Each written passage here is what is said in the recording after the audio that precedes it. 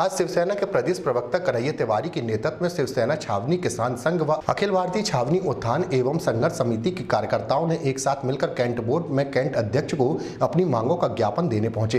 तो वहीं cantt board में किसी जिम्मेदार अधिकारी के न मिलने के चलते गेट पर ही ज्ञापन को चस्पा कर दिया गया।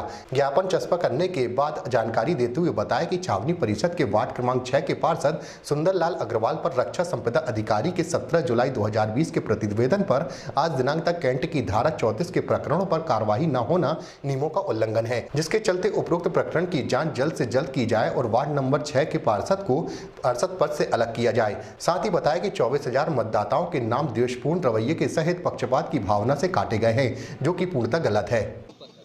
शिवसेना के द्वारा एक ज्ञापन कैंट बोर्ड अध्यक्ष के नाम सौंपा जा रहा है।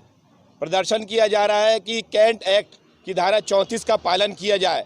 बहुत बड़े आश्चर्य का विषय है, चर्चा का विषय यह है कि धारा 34 जिसके अंतर्गत 24,000 मतदाताओं के नाम काट दिए गए, परंतु उसी धारा के अंतर्गत यहाँ के दो पार्षद वार्ड क्रमांक 6 के सुंदर अग्रवाल और वार्ड क्रमांक 8 के अमित अग्रवाल का तो CBR अभी जो 12 जून को हुआ था उसमें नोटिफिकेशन तक आ चुका है 9 नंबर की उसमें, लेकिन उसके बाद भी आज दिनांक तक कोई कार्रवाई नहीं हुई है। हम लोगों ने इसलिए CO साहब को ज्ञापन देने का बहिष्कार किया है। उनको ज्ञापन देने से कोई लाभ नहीं।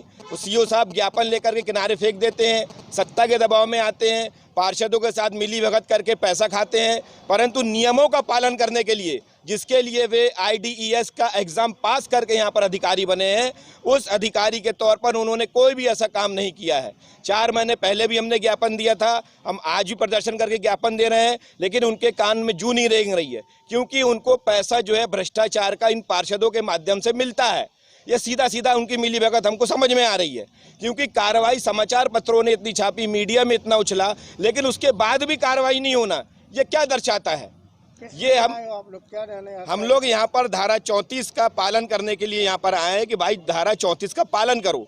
आपने उसी धारा 34 के अंतर्गत सुप्रीम कोर्ट के आदेश का हवाला देकर के 24,000 कैंट के मतदाताओं के नाम काटे जबलपुर में, और उसी धारा पर दोनों के ऊपर कार्रवाई की हम मांग इसलिए कर रहे हैं कि उनके द्वारा भी अतिक्रमण किया गया है।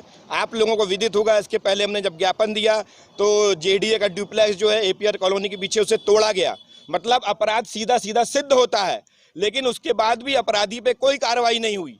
ऊपर से वो जो जिसने वो ठेकेदार ने वो बनाया था उसको इनाम दे करके पूरे कैंट के स्कूल बनाने का ठेका दे दिया गया। अभी हमें जानकारी प्राप्त हुई है, जिन किसानों को लेकर के हम यहाँ पर आ रहे थे, उन किसानों के पास वो पार्षदों के फ़ोन गए हैं कि आप लोग मत जाइएगा और आप लोगों के खेत पे।